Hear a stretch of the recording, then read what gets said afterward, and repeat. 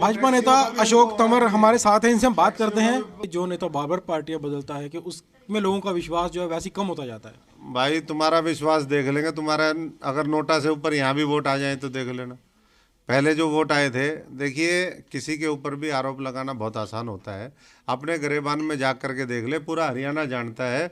उन्होंने मेरे साथ भी, मेरे साथियों के साथ भी, और जिन्होंने इस पार्टी को बनाया उनके साथ भी धोखा किया है। तो हरियाणा में आप अब कौन सी जिम्मेदारी निभाने वाले हैं, क्योंकि चर्चाएं ये भी हैं कि लोकसभा अम्बाला या हिसार में आप जा सकते हैं, लोकसभा चुनाव लड़ सकते हैं, तो आप किस तैयारी के साथ काम कर रहे हैं? देखो, मैं बहुत स्पष्ट कहने वाला वो हूँ। कोई चुनाव में तो संगठन की बैकग्राउंड का व्यक्ति हूँ। जब हमें लड़ाया हम जीत के भी आए। हमारा विशेष जो जोर है वो पार्टी की मजबूती के ऊपर है।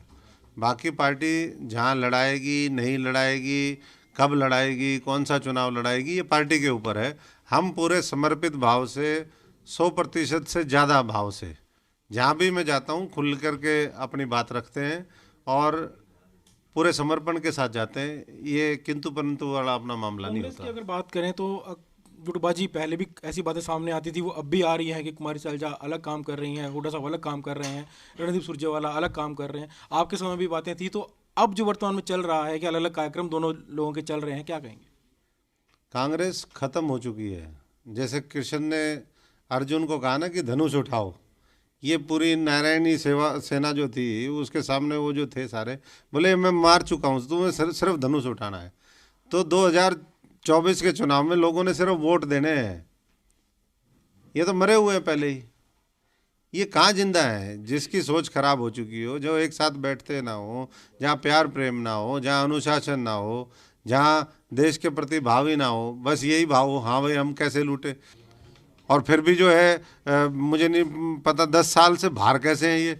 मैं तो ईडी को रिक्वेस्ट करूँगा हाथ जोड़ करके कि ऐसे जो लोग हैं अपनी शक्तियों का प्रयोग करो, सदुपयोग मत करो, दुरुपयोग मत करो, सिर्फ उपयोग करो और ऐसे लोगों को जेल में ठोक दो 24 से पहले। सर, एक आखिरी सवाल है कि बेरोजगारी को लेकर आम आदमी पार्टी लगातार प्रदेश सरकार को घेर रही है और ये आरोप लगा रही है कि प्रदेश सरकार ने इतनी बेरोजगारी बढ़ा दी है कि नंबर 1 हरियाणा बेरोजगारी में बन गया है। क्या?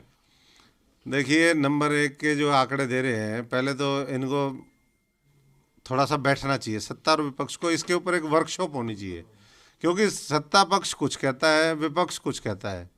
तो इनको सबको एक साथ बिठा करके 20-30 जितने भी लीडर हैं, मैं मुख्यमंत्री जी को सुझाव देंगे एक दिन कि जी इसके ऊपर एक वर्कशॉप करवाई जाए, सबको बताया जाए कि बेरोजगारी एग्जैक्ट है कितनी। ये हरियाणा को बदनाम कर रहे हैं सबसे ज़्यादा बेरोजगारी। अरे इतना बड़ा यहाँ पर उद्योग धंधे हैं और चीज़ें हैं, हमारे यहाँ बहुत तेज़ी के साथ आर्थिक पथ पे हम चल रहे हैं, फिर इतना क्यों? और अगर है तो उसका समाधान हम इनसे भी पूछेंगे कि अगर ये चीज़ें हैं तो उसका समाधान बताओ, मिल करके काम करेंगे। जब सरकार बनती है, ये हरियाणा सरकार है, ये बीजेपी की सरकार नहीं है, ये हरियाणा सरकार। हरियाणा सरकार में सबका हक है और उसको अगर किसी के पास अच्छे सुझाव हैं इस हरियाणा को बढ़ाने के लिए, तो मैं समझता हूँ कि उसके लिए पार्टी नेतृत्व तो बिल्कुल खुले मन से उनकी बात भी सुनेगा। जिन्होंने तमाम मुद्दों पर बात की और खासतौर पर अपनी ज्वाइनिंग को लेकर कहा कि भाजपा में एक सोच को लेकर आए हैं, चुनाव लड़ना लक्ष्य नहीं है, लेकिन पार्टी जो भी जिम्मेदारी देगी उस जिम्मेदारी को पूरी ईमानदारी से निभाएंगे। वीडियो जर्नलिस्ट राहुल दीवान के साथ विजय राणा, जी मीडिया, चंडीगढ़।